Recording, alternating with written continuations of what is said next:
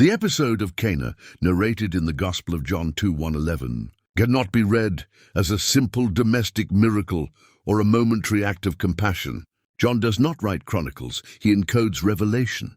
That is why he does not use the term miracle, but sign. A sign does not demonstrate power, it reveals identity and ontological structure. From the outset, the text establishes a decisive tension. Jesus declares, "Woman, my hour has not yet come." In John, the hour is not a narrative detail.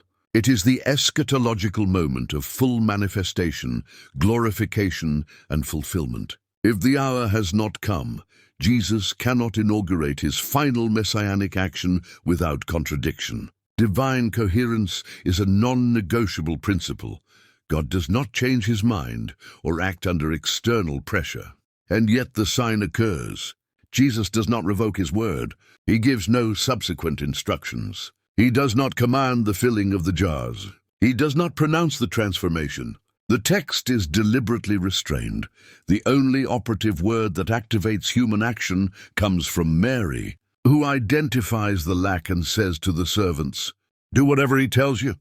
After that sentence, Jesus does not speak. The servants act.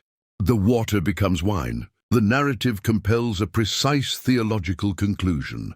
The sign does not proceed from a change of will in Jesus. There is no contradiction because there are not two wills in conflict. There is one divine essence manifesting in distinct roles. As Jesus, the Spirit acknowledges that the historical messianic hour has not yet arrived. As Mary, the same Spirit acts in the anticipatory dimension of fullness, without inaugurating the final hour. This is not a matter of hierarchy or competition, but of functional distinction within one and the same ontological reality. Jesus and Mary are not two centers of power.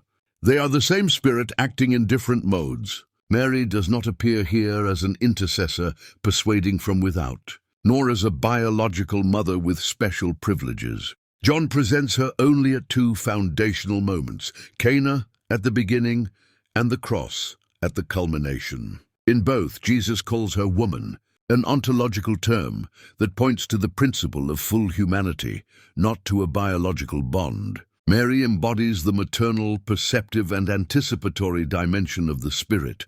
She does not beg, argue, or negotiate. She acts with serene authority because she operates from within the same essence. The content of the sign confirms this reading. The water, destined for purification rites, is transformed into wine, a symbol of fullness and completion. The best wine appears at the end, not at the beginning. History does not decline, it is consummated. The sign does not yet inaugurate the hour, but it anticipates it. It reveals that divinity is not exhausted in a single historical manifestation or a single functional face. This is why John calls Cana a sign.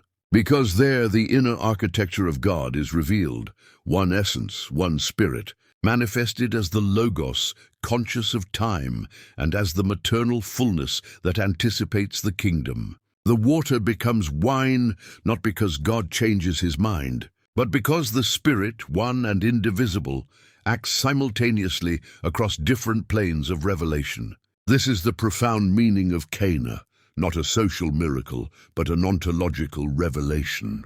A silent demonstration that divine unity can manifest in a diversity of roles without ever breaking its eternal coherence.